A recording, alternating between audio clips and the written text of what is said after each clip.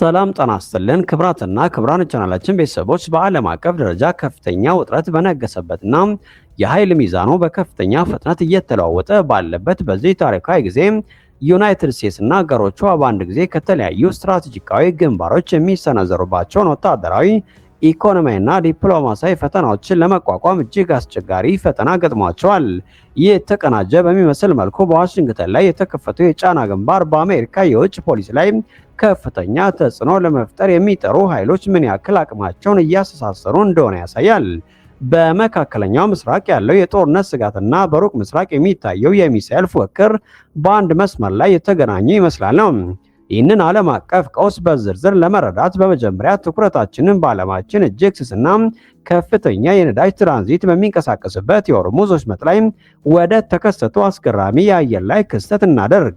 የህዝብ በረራ መከታተያ መረጃዎችና የሳተላይት ምስሎችን ዋቢ በማድረግ የወጡ መረጃዎች እንደሚያሳዩት በፋርስ ባህረ ሰላጤና በሆርሙዝ ወሽመጥ ላይ የክትትል ስራዎችን ሲያከናውን የነበረው የአሜሪካው ግዙፍ ኢስሪ ሴንትሪ የተባለ የአየር ላይ ቅኝት የቅድመ ማስጠንቀቂያና የጦርነት እዝ አውሮፕላን ከፍተኛ የአየር ላይ አደጋን የሚያመላክተውን 7700 የራዳር ኮድ ከላከ በኋላ ወዲያውኑ ከበረራ መከታተያ ራዳሮች እይታዎች ሆኗል።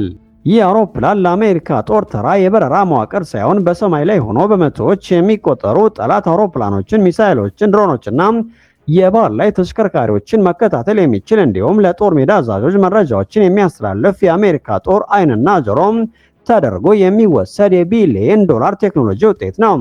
አውሮፕላኑ ድንገት የላከው 7700 ትራንስፖንደር ኮድ በአቪዬሽን ሕግጋት መሰረት አውሮፕላኑ ከባድ የቴክኒክ ብልሽት፣ የአየር መቃወስ፣ የቁጥጥር መጥፋት ወይም የኤሌክትሮኒክስ ጥቃት እንደደረሰበት የሚጠቁም ነው። ይሁን እንጂ አውሮፕላኑ ጥቃት ደርሶበት ይሁን ወይም በሌላ ቴክኒካዊ ችግር የደረሰበት የመጨረሻ ሁኔታ እስካሁን በይፋ ባለመረጋገጡም በአካባቢው ባሉ የአሜሪካ ጦር ሰፈሮች ላይ ከፍተኛ ስጋትና ጥርጣሬ መፈጠሩ አልቀረም።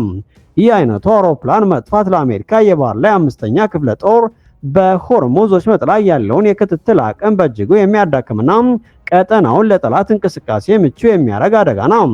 ይህ በሆርሙዝ ወሽመጥ ላይ የተከሰተው ሚስጥራዊ የአየር ላይ ቀውስ የመጣው ኢራን ለአሜሪካና ለምዕራባውያን ጦር ኃይለኛና ቀጥተኛ ከባድ የሆነ ወታደራዊ ማስጠንቀቂያ በሰጠችበት በዚሁ ተመሳሳይ ወቅት ላይ መሆኑ ደግሞ ስጋቱን ወደ ላቀ ደረጃ አሳድጎታል።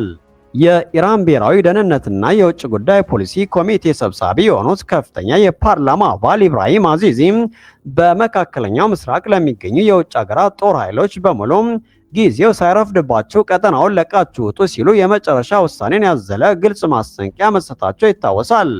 አዚዚ በንግግራቸው ላይ እንደገለጹት የቴህራን ወታደራዊ መዋቅር በአካባቢው የሚገኘውን ማንኛውም የአሜሪካ ጦር እንቅስቃሴ፣ የአውሮፕላን በረራና የጦር መርከብ እንቅስቃሴ በከፍተኛ ንቃት እየተከታተለ ሲሆን የአሜሪካ ጦር የሚሰራው ማንኛውም አይነት ጥቃቅን ስህተት ወይም የተሳሳተ ወታደራዊ ስሌት ከዚህ ቀደም ታይቶ የማይታወቅ ከባድ የከፋ መዘዝ ያስከትላል ብለዋል።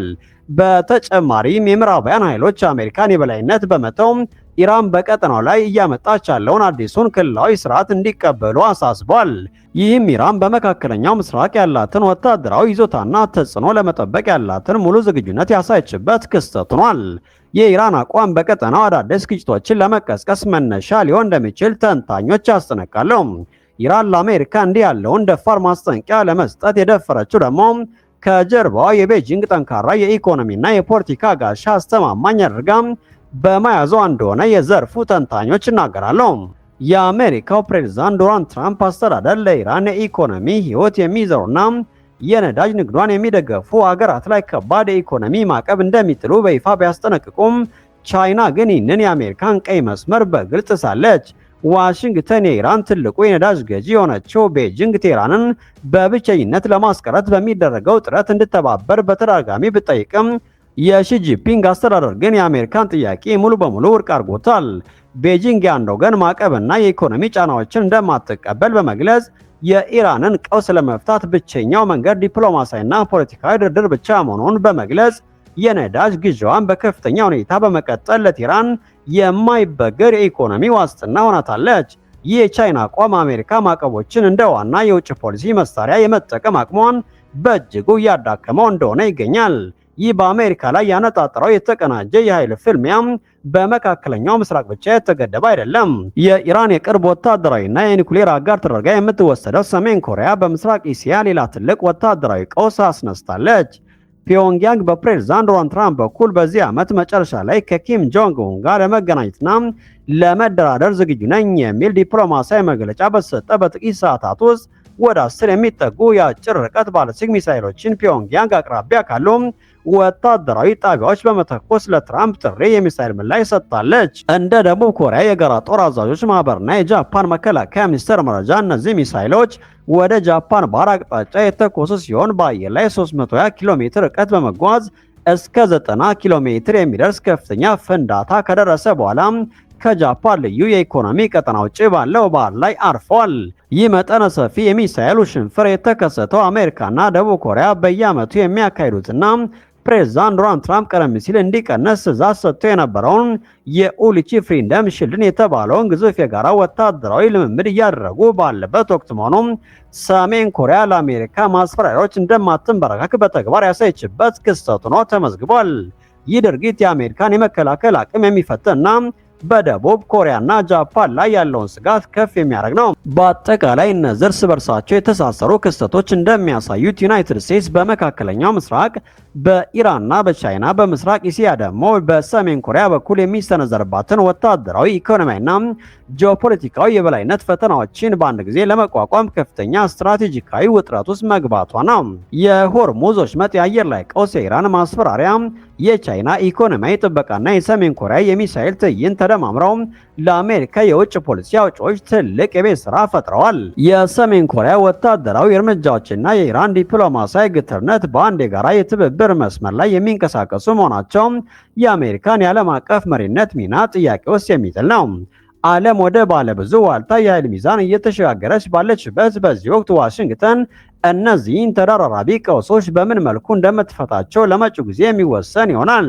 ይህንን ቀውስ በቅርብ መከታተል የዓለምን የወደፊት ሰላም ለመረዳት እጅግ ወሳኝ ነው። ውድና የተከበራችሁ የቻናላችን ተመልካቾች በአጠቃላይ እነዚህን በአንድ ላይ በተለያዩ የዓለማችን ክፍሎች የተቀሰቀሱትን ወታደራዊና ዲፕሎማሲያዊ ክስተቶች የየራሳቸው ገለልተኛ ምክንያቶች ቢኖራቸውም በስተጀርባ ግን እርስ በርሳቸው የተሳሰሩ የጂኦፖለቲካ ሽኩቻዎች ውጤቶች መሆናቸውን መካድ አይቻልም።